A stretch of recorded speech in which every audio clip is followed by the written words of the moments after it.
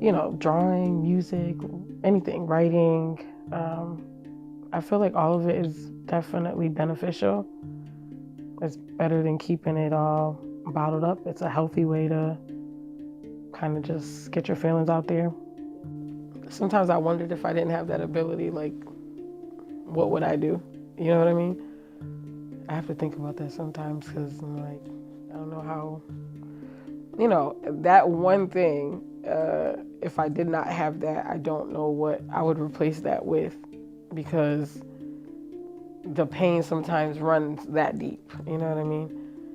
Everybody doesn't have that. Everybody might not have that ability to do that. So it helps me release. I draw the eyes first in portraits. There's different ways to draw the eyes. There's people that'll draw the eye the same way no matter who they draw. But you can't do no shit like that. You gotta draw what you see, right? Because nobody's eyes are the same even if they're the same color. You feel what I'm saying? Like, if you look into my eyes, right, you can see that I'm sad. I don't know, like, when I draw eyes different all the time. And the eyes with the tear, you do the eyes with the tear a lot. Mm-hmm. What is that about? What does that mean for you? Oh, it just means I'm sad. I'm sad. I'm very sad, bro. How do you deal with something like that? Yeah. Getting high, bro. I'm just like tired of thinking about my past. This is the worst I've ever been here in the streets. I don't know, I feel like I'm stuck here. And when I draw, I don't think about shit. Yeah. So what got you into art? My father. My father would draw shit for my mom. When he was locked up, he was always in jail. And I would draw the same thing he sent. You know what I mean? Yeah. I wouldn't like trace it, I would draw it. And I don't know, it just happened. I loved it. How old were you when that started? Like young?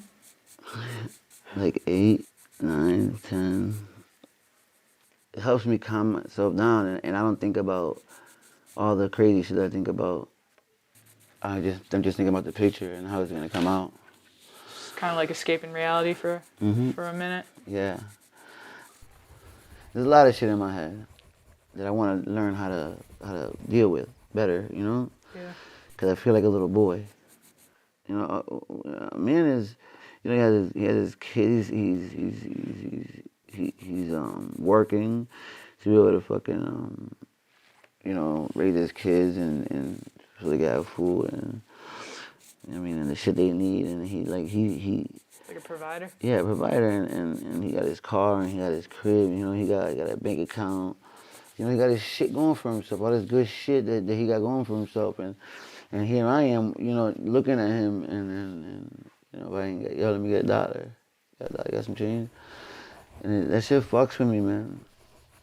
I don't look like this, man. I'm usually, you know, like I work out all the time. I always got a job and, you know, I don't look like this shit, man. Dirty as fuck. Come on. Shit's crazy, bro. It's crazy, man. It's just insane, the shit that I put myself through just for this fucking drug, yeah. You know, but I'm actually a good person. You know Yeah, what totally. I'm saying? People Like, pass judgment, man. Yeah. Yeah. you see what I'm saying? Yeah. And then, like, everything that I do, period, like, I want to change my life, but I'm stuck doing this shit, you know what I mean?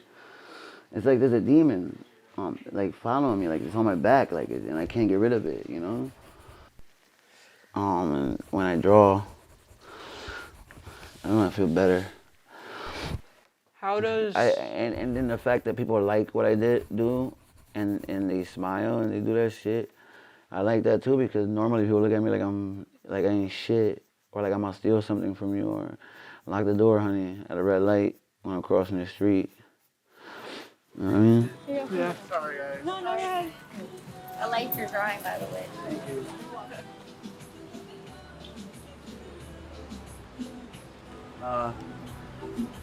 What was the question? Well, you're kind of telling a little bit of your story, struggles. I was born out here, bro. Raised out here. My mom was fucked up in the game. My father was fucked up in the game. You know, they hustled though. My mother hustled hard, bro. Like, even though she was fucked up, she hustled to get us food every night. And that's what I wanted to do. I didn't want to be a teacher. I didn't want to be a basketball player. I wanted to be a hustler, you know, and I did it. And I made money and started getting high, you know. This is me. Not a portrait of me, but it's like, you know, A representation. this is how I feel. You know, like sadness.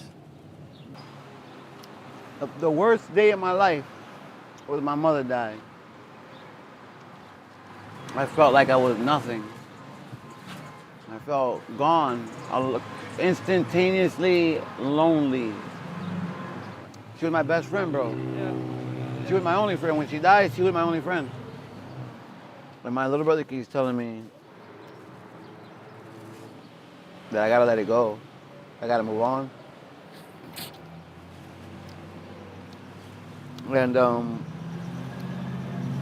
And it's like he's talking Chinese, you know? I don't understand that shit. Like, I feel like move on from what?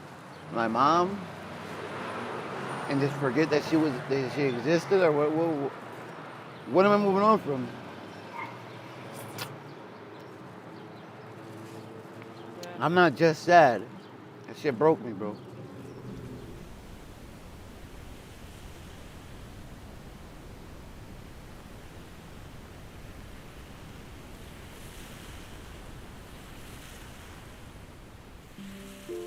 A lot of times you just can't stop the thoughts that are running in your brain.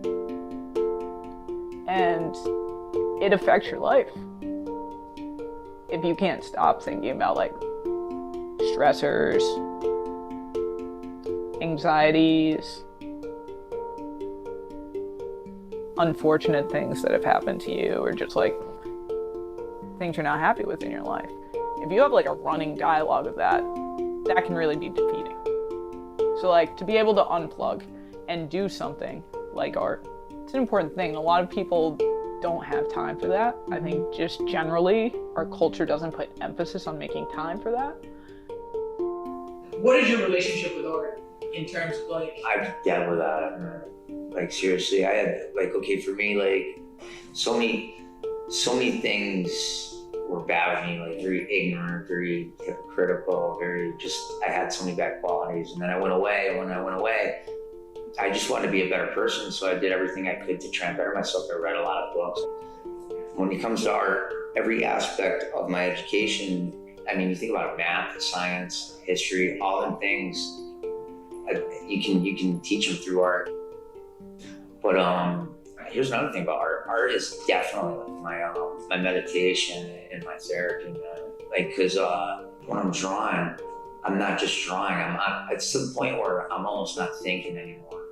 When you're no longer concentrating so hard on something, it becomes like, I don't want to say easy, but it becomes a lot less hard.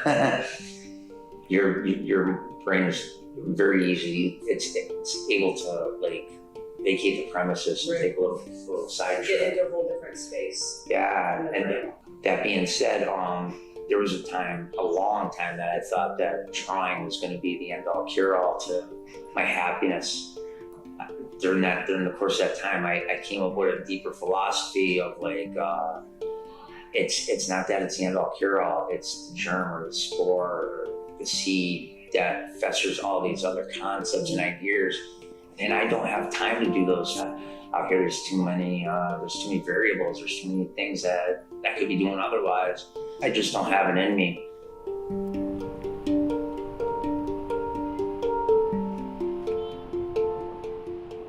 Can you talk to me a little bit about your involvement in the mural? Oh, wow. That was an awesome experience for me. I have somewhat of an art background. In my youth, I did a lot of graffiti and artwork and drawing as a method of coping for myself. So when this project presented itself, and the freedom that Tapestry gave me to express it. It was like a gratifying experience because for one, I haven't done it in years, and for two, the response that I received from community members. People kept coming by and encouraging and like, wow, that's awesome. And for me, community is very important. It empowers the community. We like the fact that we're taking part in beautifying the city, changing the culture, changing the way people's views of the services that we do. So for me, that was a very gratifying experience.